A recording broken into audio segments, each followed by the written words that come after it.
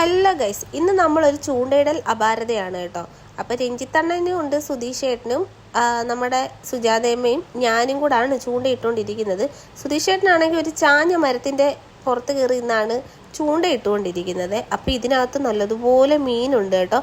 പക്ഷേ ക്ഷമ വേണം. ഞാനും ഇട്ടുകൊണ്ടിരുന്നതാണ്, എനിക്കൊട്ട് ക്ഷമയില്ല. അതുകൊണ്ട് തന്നെ ഞാൻ കുറച്ച് കഴിഞ്ഞപ്പോഴേ അങ്ങ് മാറി കേട്ടോ. അപ്പം ഞങ്ങൾ ഇങ്ങനെ ഒരുമിച്ച് വന്നിരുന്ന എല്ലാവരും കൂടെ കഥയൊക്കെ പറഞ്ഞ് ചൂണ്ടയിട്ടുകൊണ്ടിരിക്കുകയാണ്. കിട്ടുന്നെങ്കിൽ കിട്ടട്ടെ എന്നുള്ള രീതി വെച്ചിട്ട്.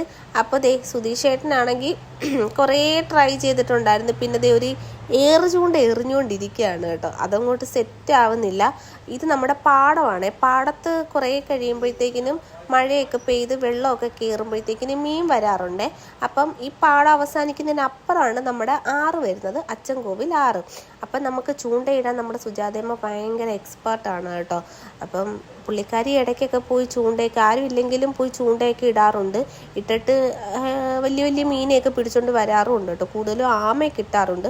നമ്മുടെ വീട്ടിലൊന്നും ആമ എടുക്കാറില്ല. ഇടയ്ക്ക് നമ്മുടെ നിതീഷണ്ണനും വന്നിട്ടുണ്ടായിരുന്നേ. അങ്ങനെ ചൂണ്ടയിട്ടിട്ട് പോയൊരു ഉറക്കമൊക്കെ കഴിഞ്ഞ് വൈകുന്നേരം ആയപ്പോഴത്തേക്കിനും ഇട്ട ചൂണ്ട ഒന്നുകൂടൊന്ന് നോക്കാൻ വന്നെയാണ്. വല്ലതും കുരുങ്ങിയോ എന്നറിയാൻ വേണ്ടിയിട്ട്. എവിടുന്ന് ഒന്നും കിട്ടിയില്ല. ഇതിൻ്റെ ഇടയ്ക്കൂടെ നമ്മുടെ സുജാതയമ്മ ഉച്ചയ്ക്ക് ഒരു കാര്യമോ എന്തിനെയോ പിടിച്ചിട്ടുണ്ടായിരുന്നേ. അപ്പം ഇന്നത്തെ വീഡിയോ ഇത്രയൊക്കെ ഉള്ളൂ.